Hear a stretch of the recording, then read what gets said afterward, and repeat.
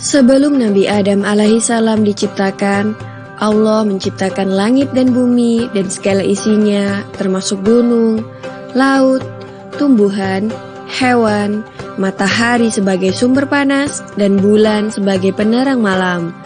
Langit dan bumi diciptakan dalam waktu 6 hari atau 6 masa, sedangkan 1 hari atau 1 masa di sisi Allah sama dengan 1000 tahun menurut perhitungan manusia. Allah Maha Kuasa. Apabila Allah menghendaki sesuatu, Allah berfirman, kun, atau yang berarti jadilah, maka jadilah apa yang diinginkannya.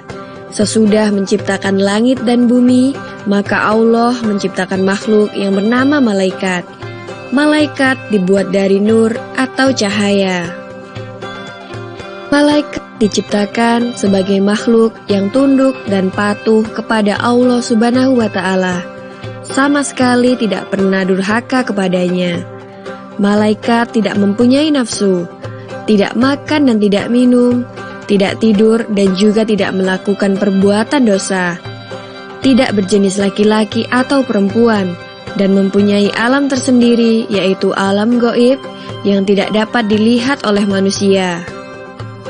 Lalu selanjutnya, jin dan iblis diciptakan dari api yang sangat panas.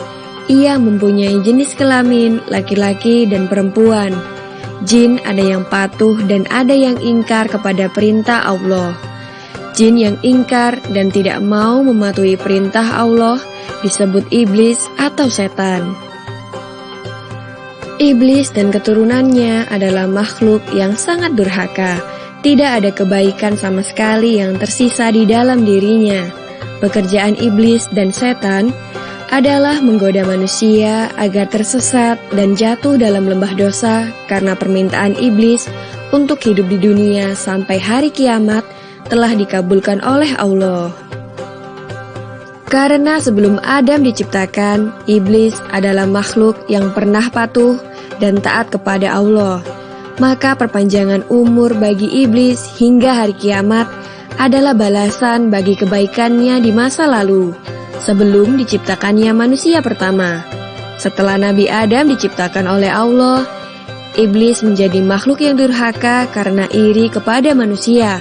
Maka ia dikutuk oleh Allah dan diusir dari surga. Sesudah langit, bumi beserta isinya, malaikat, dan jin atau iblis diciptakan, maka Allah hendak menciptakan makhluk yang akan diperintahkan untuk mengelola dan merawat bumi. Hal itu diutarakan kepada para malaikat.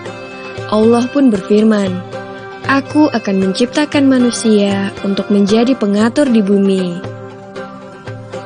Para malaikat pun mengira selama ini mereka lalai dalam menjalankan tugasnya.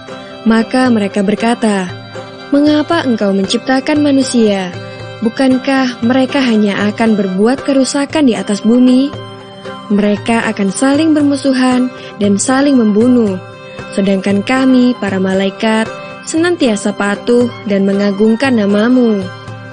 Untuk menjawab kekhawatiran para malaikat itu, Allah kemudian berfirman, "Sesungguhnya aku mengetahui apa yang tidak kamu ketahui." Para malaikat pun bungkam mendengar penegasan Allah itu. Bukankah Allah memang maha mengetahui atas segala sesuatu? Demikianlah Allah kemudian menciptakan Adam dari tanah liat dan lumpur hitam. Kemudian dimasukkan roh ke dalamnya.